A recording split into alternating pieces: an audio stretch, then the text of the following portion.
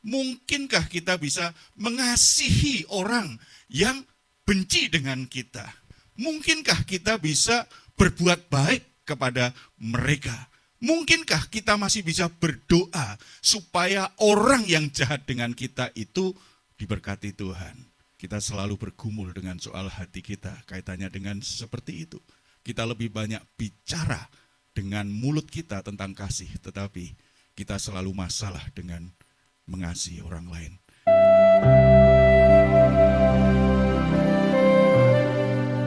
Saat ini kita akan mempelajari firman Tuhan yang terkait mengasihi. Kalau kita ditanya, apa ciri orang Kristen? Mengasihi. Apa arti kasih? Pasti ada kaitannya dengan mengampuni. Nah, kembali pertanyaannya, mungkinkah kita bisa mengampuni orang yang menyakiti kita? Mungkinkah kita bisa mengampuni orang yang jahat dengan kita? Mungkinkah kita bisa mengasihi orang yang benci dengan kita? Mungkinkah kita bisa berbuat baik kepada mereka? Mungkinkah kita masih bisa berdoa supaya orang yang jahat dengan kita itu diberkati Tuhan? Kita selalu bergumul dengan soal hati kita, kaitannya dengan seperti itu. Kita lebih banyak bicara dengan mulut kita tentang kasih, tetapi kita selalu masalah dengan mengasihi orang lain yang jahat terhadap kita. Kembali pertanyaannya, mungkinkah kita bisa lakukan? Ada yang bilang sama saya, namanya juga manusia, sulitlah mengampuni, mengasihi orang yang jahat, yang menyakitkan. Saudara-saudara, perintah Tuhan Yesus diberikan kepada murid-muridnya. Dan murid-muridnya itu manusia atau malaikat? Manusia. Jadi kalau Tuhan memerintahkan, kita pasti bisa. Jadi saudara, kalau ada orang Kristen berkata, aku kan manusia, tidak mungkin bisa mengampuni, tidak mungkin bisa mengasihi orang yang sudah jahat kepadaku. Itu tipu muslihat iblis. Amsal 25 ayat 21 sampai 22. Kita akan membacanya bersama-sama. 1, 2, 3. Jikalau seterumu lapar, berilah dia makan, dan jikalau ia dahaga, berilah dia minum air. Karena engkau akan menimbun bara api di atas kepalanya, dan Tuhan akan membalas itu kepadamu. Saudara-saudara, ayat ini dikutip di Perjanjian Lama oleh Rasul Paulus untuk mengajarkan pentingnya setiap orang Kristen itu mengalahkan kejahatan. Bukan dengan kejahatan yang lebih besar, tetapi dengan kebaikan yang dari Tuhan. Untuk lengkapnya, karena ini 2 ayat ini kemudian dikutip dan menjadi sebuah pengajaran yang disampaikan oleh Rasul Paulus di Roma 12 ayat 20. Lengkapnya sebenarnya kita akan, kalau kita pengen dapat gambaran lengkap, itu tidak hanya ayat 20, tapi nanti saya sampaikan ayat 20 dulu saja. Ya, kita baca. Tetapi jika seterumu lapar, berilah dia makan, jika ia haus, berilah dia minum. Dengan berbuat demikian, kamu menumpukkan bara api di atas kepalanya. Saudara-saudara, kembali, mungkinkah kita mengasihi dan berbuat baik kepada orang yang jahat kepada kita? Jawabannya adalah sangat mungkin kalau kita mau. Kenapa sangat mungkin? Karena kekuatan kasih Allah yang sudah diberikan kita kepada kita lebih besar dari semua kejahatan orang yang ditimpakan kepada kita. Yesus Kristus yang hari ini kita peringati penderitaannya dan kematiannya, itu sudah membayar lunas semua kebencian dan kejahatan manusia sebagai wujud kasih-Nya. Dan kasih yang luar biasa itu sudah kita terima. Dalam diri kita ada kasih-Nya Tuhan yang sempurna. Makanya kalau kita mengalami situasi yang berat, situasi yang sulit, dan mulai berpikir, nggak mungkin saya bisa mengampuni, tidak mungkin saya bisa mengasihi orang yang seperti ini, sudah terlalu banyak dia kecewakan aku, sudah terlalu banyak kata-katanya menyakitkan hatiku. Saudara, ingat apa yang sudah dilakukan Yesus, dan ingat kebenaran firman Tuhan hari ini. Tuhan ajarkan kepada kita, kita baca ayat 21, musuh itu berarti kita harus mengalahkan kejahatannya dengan kebaikan kita. 21 kita baca ya. Janganlah kamu kalah terhadap kejahatan, tapi kalahkanlah kejahatan itu dengan kebaikan. Nah, kembali lagi nih, mungkinkah kita bisa mengalahkan kejahatan dengan kebaikan? Saudara, ini kualitas iman Kristen. Berbahagia saudara bisa percaya Yesus menjadi orang Kristen. Yang diajarkan Yesus itu kualitas hidup yang sungguh-sungguh memancarkan keunggulan, kemuliaan dari hidup orang-orang di dalam Kristus. Kalahkan kejahatan dengan kebaikan. Yesus berkata, kalau kamu ditampar pipimu, yang kiri berikan sebelah kanan. Maksudnya bukan kalau tampar ya sini sekalian lah, itu ngeledek namanya. Tetapi itu menunjukkan reaksimu jangan reaksi membalas kejahatan dengan kejahatan. Sebab biasanya kalau orang ditampar, misalnya orang tampar saya pipi kiri, saya akan reaksi untuk menahan dan mungkin mukul dia juga. Itu reaksi orang bertahan. Nah, kalau Yesus berkata kalau orang menampar pipi kirimu, berikan pipi kananmu. Itu menunjukkan kualitas hati dan karakter murid Kristus. Kalau orang berbuat jahat kepada dia, reaksinya bukan membalas yang lebih jahat. Bukan lakukan sesuatu yang lebih buruk. Tidak, reaksinya adalah kasih. Reaksinya adalah kebaikan. Kejahatan hanya bisa dikalahkan dengan kebaikan, bukan kejahatan yang lebih besar. Jangan bangga dengan orang Kristen. Sebagai orang Kristen aku udah puluhan tahun, aku rajin ibadah, aku sudah hafal Alkitab. Tetapi kualitasmu sebagai orang Kristen akan terlihat ketika ada orang berbuat jahat kepadamu. Kebaikanmu sebagai orang Kristen akan terlihat ketika orang berbuat jahat kepadamu. Reaksimu seperti apa? Kalau reaksimu juga masih hal yang jahat, ada yang tidak bertumbuh baik nih dalam iman kita. Jadi bukan banyaknya berdoa, apa artinya banyak berdoa kalau orang jahat dibalas dengan kejahatan. Bukan karena rajin ibadah, rajin pelayanan kebaikan orang Kristen. Kualitas hati, kualitas karakternya terlihat kapan? Ketika orang berbuat jahat, ketika orang memusuhi kita. Itulah keindahan dan kualitas iman Kristen terlihat. Nah, mungkinkah bagaimana kita bisa membalas kejahatan orang itu dengan kebaikan kita? Kita akan pelajari di Roma 12 tadi, ada 3 hal yang Tuhan ajarkan. Bagaimana supaya kita bisa mengalahkan kejahatan dengan kebaikan? Yang pertama, kita harus punya komitmen, jangan membalas kejahatan dengan kejahatan. Kita baca ayat 17a, yang 17a dulu. Janganlah membalas kejahatan dengan kejahatan. Ayat 19. Saudara-saudaraku yang kekasih, janganlah kamu sendiri menuntut pembalasan, tetapi berilah tempat kepada murka Allah, sebab ada tertulis, pembalasan itu adalah hakku. Akulah yang akan menuntut pembalasan, firman Tuhan. Mengapa kita sebagai anak-anak Tuhan, sebagai murid-murid Kristus, Tuhan berkata, jangan membalas kejahatan dengan kejahatan? Jawabannya jelas di ayat 19, pembalasan haknya Tuhan. Yang punya hak membalas kejahatan itu adalah pencipta manusia. Dan Tuhan tidak akan pernah membiarkan ada orang berbuat jahat di dunia ini tanpa mendapatkan hukuman darinya. Dia maha kudus, dia maha adil. Dia tidak akan biarkan itu. Apalagi kalau orang-orang itu berbuat jahat kepada umat pilihannya, kepada anak-anak yang dikasihinya. Paulus berkata tentang keyakinan imannya. Jika Allah di pihak kita, siapa yang bisa melawan kita? Tidak ada. Orang-orang yang sudah dalam Kristus itu dalam posisi Allah di pihaknya. Sementara Allah itu adalah hakim yang menuntut balas terhadap semua kejahatan manusia. Kita tidak boleh membalas kejahatan dengan kejahatan karena pembalasan haknya Tuhan.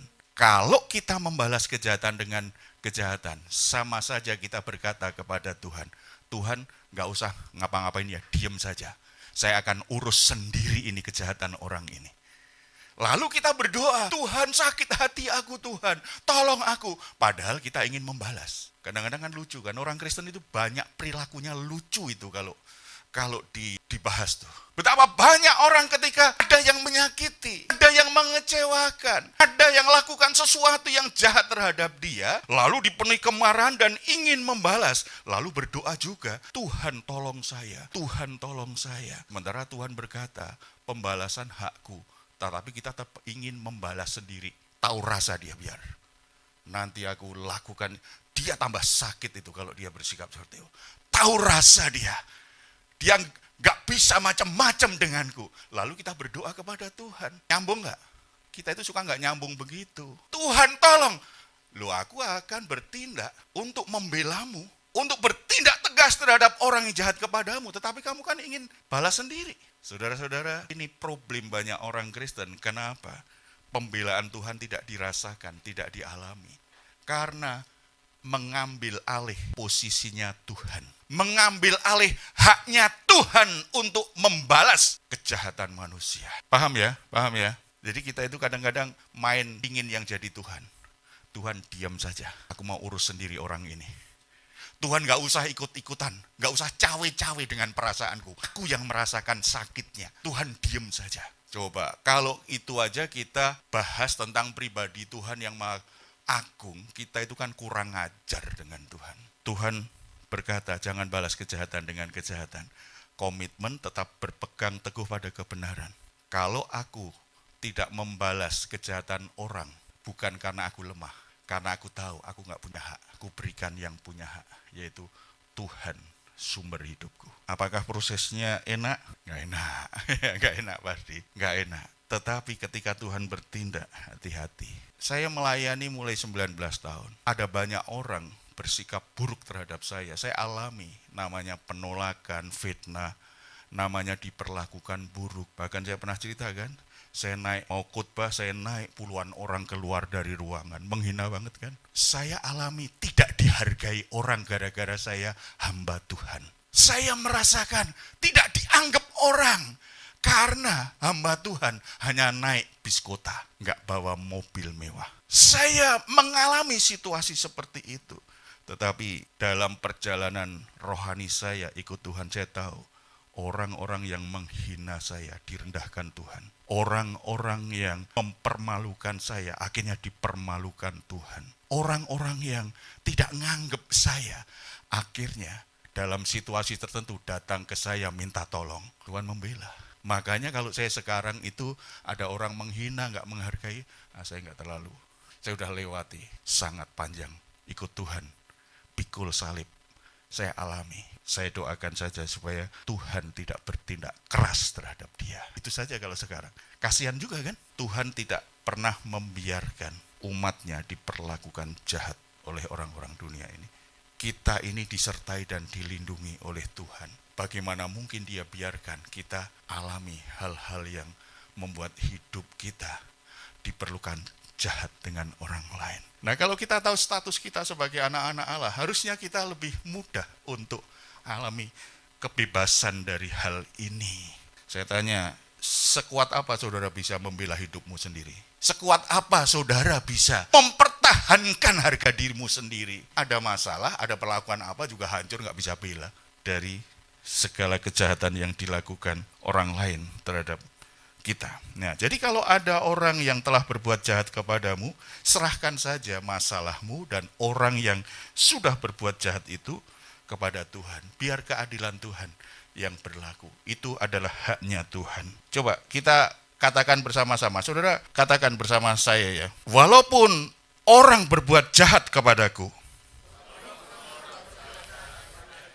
aku tidak akan pernah membiarkan orang itu menghancurkan hidupku dan membuat hatiku juga membenci dia. Mereka yang membenci aku tidak akan pernah menang kecuali aku akhirnya membenci dia. Dan aku tidak ingin hidupku, jiwaku dirusak oleh kebencian orang terhadap aku. Pegang itu. Oke, yang kedua ya. Lakukan apa yang baik bagi semua orang, termasuk musuh kita. Kita baca ayat 17 yang B. Ya. Lakukanlah apa yang baik bagi semua orang. Kemudian ayat 20. Tetapi jika seterumu lapar, berilah dia makan. Jika ia haus, berilah dia minum. Dengan berbuat demikian, kamu menumpukkan bara api di atas kepalanya. Saudara-saudara, kita diajar oleh Tuhan untuk berbuat baik kepada siapa? Semua orang. Tuhan ajarkan kita untuk berbuat baik, menjadi orang yang baik, yang melakukan hal yang baik. Sebab orang baik itu kan identitas kita. Kita adalah anak-anak Allah. Kita adalah orang benar. Itu status kita di dalam Yesus Kristus. Tetapi belum jadi karakter kita. Karena belum jadi karakter kita, itu kita harus berubah sesuai dengan identitas kita yang baru sebagai orang benar, sebagai orang baik. Coba baca Efesus 2 ayat 10. Setiap orang yang percaya menerima Yesus Kristus, dia dilahirkan kembali oleh Roh Kudus menjadi anak-anak Allah. Sebagai orang yang sudah dilahirkan kembali dalam Kristus, diciptakan untuk melakukan pekerjaan baik. Dengan kata lain gini loh, manusia lama kita, itu pikiran, perasaan, keinginan, kebiasaan, itu semuanya jahat di mata Tuhan. Ketika kita dalam Yesus Kristus, kita yang begitu jahat, yang seharusnya dimurkai Allah, itu Efesus pasal 2 itu kalau kita baca perikopnya lengkap. Pada dasarnya kita adalah orang-orang yang harus dimurkai Allah. Tetapi bersyukur karena kasih karunia Allah dalam Yesus Kristus membuat kita tidak jadi dimurkai. Oleh kasih karunia, kamu diselamatkan oleh iman. Iman kepada siapa? Kepada Yesus Kristus. Nah, setelah kita diselamatkan dari murka Allah, kita dilahirkan kembali secara rohani. Ayat 10 itu diberikan. Berarti kamu itu sekarang menjadi manusia baru. Sifat, pikiran, perasaan, dan semua yang ada dalam tubuhmu itu akan dipulihkan Tuhan, sehingga semuanya itu akan menyatakan kebaikan-kebaikan yang Tuhan sudah rancangkan dalam hidupmu. Sebagai orang Kristen, berbuat baik kepada semua orang itu sebuah gaya hidup. Kalau saya berbuat baik kepada anak saya, biasa namanya tanggung jawab. Justru kalau bapak nggak berbuat baik dengan anaknya, itu bapak yang sifatnya buruk, tidak bertanggung jawab. Kalau saya baik dengan istri saya, sudah seharusnya. Tetapi Tuhan merancang kita tidak hanya menjadi orang baik untuk istri, untuk anak-anak, untuk suami, untuk saudara kandung, saudara, teman dekat, untuk semua orang. Bahkan kalau kita baca yang ayat 20 tadi, berbuat baik kepada musuh. Kembali pertanyaannya, mungkinkah bisa kita lakukan? Sangat mungkin, karena di dalam Kristus kita ini sudah diperbaharui manusia batiniah kita, dirancang Tuhan dengan kemampuan untuk melakukan hal-hal yang baik. Kita bisa karena dalam Kristus kita diberi kemampuan itu. Kita diberi sifat yang baru itu. Makanya salah besar kalau kita di dalam Kristus berkata, aku nggak bisa mengampuni. Aku nggak mungkinlah berbuat baik kepada orang begitu jahat. Itu sama saja kita sedang berkata, aku belum ditebus Yesus Kristus. Padahal ikut perjamuan kudus. Itu sama saja kita tidak percaya sepenuhnya bahwa penebusan Yesus Kristus di atas kayu salib itu sempurna. Dosa-dosa kita sudah lunas dibayar di atas kayu salib.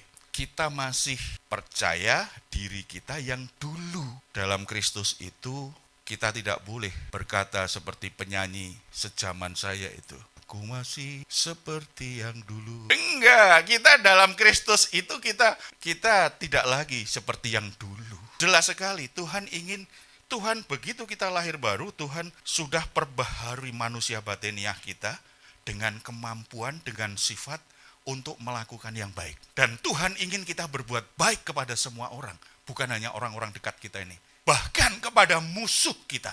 Bagaimana caranya kita bisa membalas kejahatan dengan kebaikan? Berbuat baik kepada dia. Lakukan yang baik kepada dia. Rugi dong, dia sudah jahat, mosok saya masih berbuat baik? Kalau begitu saya juga bisa bilang, atau bahkan Tuhan bisa bilang, rugi dong, aku sudah meneteskan darah mati di atas kayu salib, kamu tetap jahat. Rugi dong kematianku. Kalau mau, itu bahasa manusia. Tetapi bagi Tuhan Yesus, tidak ada yang rugi bagi dia. Karena kasihnya tidak bergantung bagaimana hidup kita. Tidak bergantung perasaan dan apa yang kita lakukan. Enggak, kasihnya kekal. Kalau berbuat baik kepada orang lain yang jahat, ternyata ada maksud Tuhan juga. Ya, 2 minggu lalu kan saya jelaskan, kalau hikmat dari Tuhan selalu ada alasannya, selalu ada tujuannya. Tidak hanya sekedar disampaikan alasannya nggak jelas. Ketika kita berbuat baik kepada orang yang jahat kepada kita, itu digambarkan seperti menaruh bara api di atas kepalanya. Ada yang pernah pikul panci yang panas? Kurang kerjaan. Itu satu ungkapan yang muncul karena pernah, itu menurut buku sih. Jadi ada seorang pencuri di Mesir, mencuri buku. Ketika dia mencuri, setelah itu dia merasa gelisah. Waduh, aku sudah mencuri yang bukan hakku ini. Padahal buku ini mungkin dibutuhkan orang lain. Mungkin orang jadi dirugikan juga. Kemudian dia menyesal. Untuk menyatakan penyesalannya, dia ambil panci, kemudian dikasih bara api, ditaruh di kepalanya. Dia datangi orang-orang yang dia pikir itu dirugikan karena kejahatannya. Dia datang ke orang itu minta maaf satu persatu. Dan ungkapan itu kemudian dikutip oleh Paulus, berarti bagi orang Kristen di masa itu di Roma paham itu maksudnya. Bagi kita nggak paham karena di Indonesia nggak ada orang suka pikul panci panas. Bahkan kalau salah pun nggak mau minta maaf. Apalagi datangi satu-satu. Jarang kan? Salah pun tetap membela diri. Bahkan marahnya lebih keras. Apalagi di jalan tuh. Yang naik motor tuh gimana? Kalau sudah mau motong jalan, mau ketabrak mobilnya kakang tet gitu karena kaget. Pengendara motor yang turun, helmnya dibuka deket di kacanya. Padahal yang salah. Bukannya pikul panci panas, malah buka helm mau gedor-gedor. Itu kisahnya. Jadi maksud ayat ini, ungkapan itu dikutip maksudnya, kalau kamu berbuat baik, tetap berbuat baik, tetap punya sikap yang baik terhadap orang jahat kepadamu, nanti akan menembus hati nuraninya. Dia sadar dia sudah buat salah dan orang itu akan bertobat. Kebaikan yang kita berikan itu akan menusuk di jantung hatinya. Ketika hati nuraninya tertembus tuh, dia sadar dia salah, dia akan bertobat dari kejahatannya. Kita berbuat baik kepada orang jahat bukan karena kita takut, bukan karena kita nggak mampu melakukan yang lebih jahat dari dia, karena hati kita sudah dipenuhi dengan kasih Tuhan dan kita punya belas kasihan terhadap orang-orang yang dikuasai dengan dosa dan kejahatan. Kita rindukan dia bertobat di dalam Tuhan. Ada gereja sering dilemparin batu kalau ibadah. Lalu suatu saat ada satu batu masuk nembus kaca, masuk di depan. Pendetanya langsung ajak jemaat, kita doakan. Ambil batunya, kita doakan. Siapapun yang melempar batu ini, Tuhan ampuni, Tuhan berkati dan jamah hatinya. Hari Minggu berikutnya ada lagi. Batunya diambil lagi, didoakan. Pendetanya ajarkan jangan membalas. Itu hak Tuhan. Kita doakan, kita berkati. Saudara tahu, setelah berlangsung beberapa tahun, yang suka melempar batu ini masuk ke ibadah, datang ke gereja, ikut ibadah. Hatinya dijamah. Dia cerita, ada satu peristiwa kemudian saya nggak bisa tidur. Saya teringat semua kejahatan saya, terutama kejahatan saya terhadap orang-orang Kristen yang sedang ibadah di dekat rumah. Hati saya gelisah, nggak bisa tidur. Datang kepada Tuhan. Saudara ingin nggak saudaramu yang jahat itu bertobat? Ingin nggak temanmu yang jahat itu bertobat? Bagaimana supaya kebenaran kasih Tuhan itu menjamah hatinya? Kamu harus lakukan yang baik kepada dia. Jangan bilangnya ingin bertobat, tapi dia caci maki, kamu ikut caci maki. Kamu emosi, dia emosi, kamu ikut emosi. Dia tambah mengeraskan hati, gak akan berubah. Yang ketiga, 18. Sedapat-dapatnya kalau hal itu bergantung padamu, hiduplah dalam perdamaian dengan semua orang. Saudara perhatikan kata sedapat-dapatnya. Berarti ada kalanya kita ingin berdamai tapi nggak bisa. Makanya Tuhan tidak menekan kita. Ayo kamu berdamai, ayo kamu berdamai. Enggak, bukan karena kita nggak mau. Kita nggak membalas kejahatannya kok. Kita juga tetap berbuat baik kok kepada dia, bersikap baik. Tetapi dianya nggak mau berdamai. Ada kalanya kan seperti itu kan. Makanya ayatnya sedapat-dapatnya. kalau itu bergantung kepadamu. Nah, kita sudah berusaha, dia tidak menyambut perdamaian kita, ya sudah. Yang penting kita damai dengan diri kita, damai dengan perasaan kita. Apa yang masih bisa kita lakukan untuk berdamai? Pastikan kita sudah mengampuni dia. Pastikan kita sudah mengampuni dia. Itu yang bisa kita lakukan. Kalau ketemu, tetap berusaha bersikap baik kepada dia. Itu yang masih bisa kita lakukan. Namanya kalau orang bermusuhan itu kan dua pihak nih. Gak mungkin berdamai itu hanya satu pihak yang pengen. Mesti dua-duanya. Kalau hanya satu yang ingin berdamai, yang dia bisa lakukan apa? Mengampuni saja. Mengampuni dan ambil sikap yang positif, yang baik saja kepada musuh tersebut. Ya, sedapat-dapatnya. Jadi jangan kecil hati kalau ternyata kita sudah mengampuni orangnya tetap tidak menyambut kita dengan baik. Tetap aja berbuat baik. Gitu ya. Jangan kecil hati, kita sudah benar-benar memaafkan, orangnya nggak berubah. Saudara, saya kasih tahu, kita memaafkan atau mengampuni, tujuannya bukan merubah orang. Tujuannya hatimu berubah. Hatimu berubah, dibebaskan dari kejahatan orang. Dibebaskan dari kekecewaan, dari kemarahan. Tujuan utama mengampuni, itu bukan untuk orang yang kita ampuni. Tujuan utamanya, hati kita berdamai dengan Allah. Jadi kalau orangnya tidak mau menerima uluran tangan kita untuk berdamai, ya wis, kita berdamai dengan diri sendiri, taat kepada Tuhan untuk berbuat baik dan mengampuni orang. Gitu saja. Karena ini ayatnya kan jelas kan, sedapat-dapatnya. Berarti kadang-kadang nggak bisa kita, mau berdamai nggak bisa. Bukan karena kita nggak mau, orangnya nggak mau. Saya kasih tahu sekarang, kalau kita mengampuni itu ada 3 langkah perdamaian ini.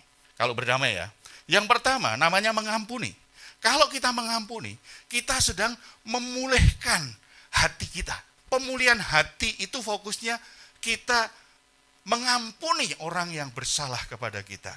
Kita mengampuni orang yang lakukan hal buruk, yang memfitnah kita, yang memperlakukan kita tidak adil. Orang-orang yang memusuhi kita, kita mengampuni.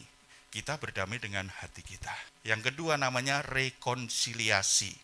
Rekonsiliasi itu artinya kita memperbaiki hubungan. Bagian ini kadang-kadang nggak bisa dilakukan. Karena apa? Yang memusuhi kita tidak mau berdamai dengan kita. Tetapi kalau bisa, sedapat-dapatnya hubunganmu diperbaiki. Kalau toh bisa sedikit yang oke lah. Yang penting dari sisi kita aktif memperbaiki hubungan yang rusak. Dan yang ketiga namanya restitusi. Orang yang berdamai itu harus mau ganti rugi. Yang salah harus memberi ganti rugi. Yang lakukan yang jahat, dia mau ganti rugi. Ganti rugi nama baiknya. Ganti rugi mungkin ada harta, benda, atau hal tertentu yang dia curi, yang dia tipu, dia tilep. Pokoknya kerugian apa yang kira-kira dilakukan kalau orang mau berdamai itu dia mau ganti rugi. Misalnya orang memusuhi saya mengampuni. Kemudian saya coba berbuat baik, dia nyambut baik.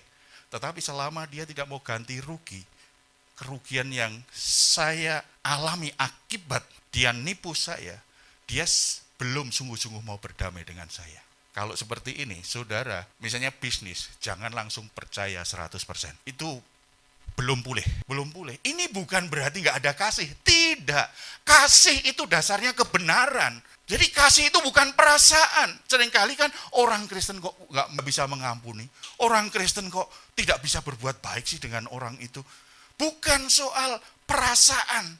Enggak. Kasih sejati tidak akan menyimpang dari kebenaran. Kasih itu justru memperbaiki kesalahan. Kasih itu mengajar orang tanggung jawab dengan kejahatan yang pernah dia lakukan.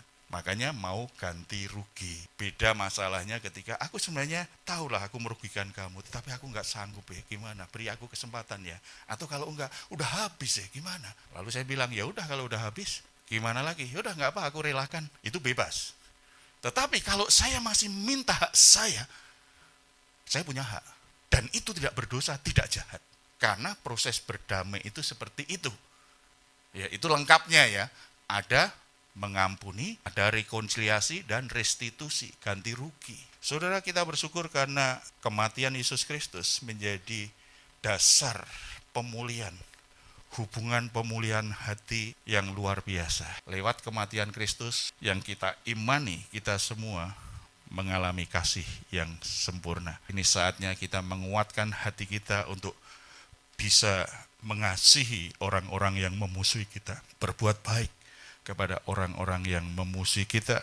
Mari kita menguji hati kita. Apakah ada musuh di hati kita? Apakah ada musuh dalam hidup kita? Mungkin kita berpikir tidak ada lagi karena saya tidak suka berantem dengan orang itu. Tetapi siapakah musuh itu? Musuh adalah siapapun yang berbicara buruk kepada kita. Musuh adalah orang-orang yang suka berbicara buruk tentang kita. Orang-orang yang suka menghakimi kita. Siapa musuh kita? Musuh adalah siapapun yang membencimu. Karena alasan tertentu dia tidak suka denganmu dan menganggapmu orang lain. Orang yang tidak pantas untuk mendapatkan perhatian dan kasih sayangnya. Siapa musuhmu? Orang-orang yang iri hati, yang dendam, yang dengki, yang suka melecehkan dan memperlakukanmu dengan buruk, menuduhmu secara tidak benar, melakukan hal-hal yang jahat, yang buruk dengan berbagai macam cara. Musuh adalah orang-orang yang menganiaya engkau karena engkau ikut Tuhan, karena engkau percaya Tuhan Yesus Kristus. Sebelum kita menikmati perjamuan, maukah engkau mengampuni mereka? Maukah engkau mendoakan mereka dan memberkati mereka dalam doa kita? Dan ketika bertemu kita coba bersikap baik dan berbuat baik kepada mereka. Sebagaimana Tuhan Yesus telah mengampunimu dengan bayaran menyerahkan tubuhnya menerima siksaan, mengalami kematian di atas kayu salib. Ia mau kita juga melakukannya. Ampuni, doakan, dan kasih musuhmu. Haleluya.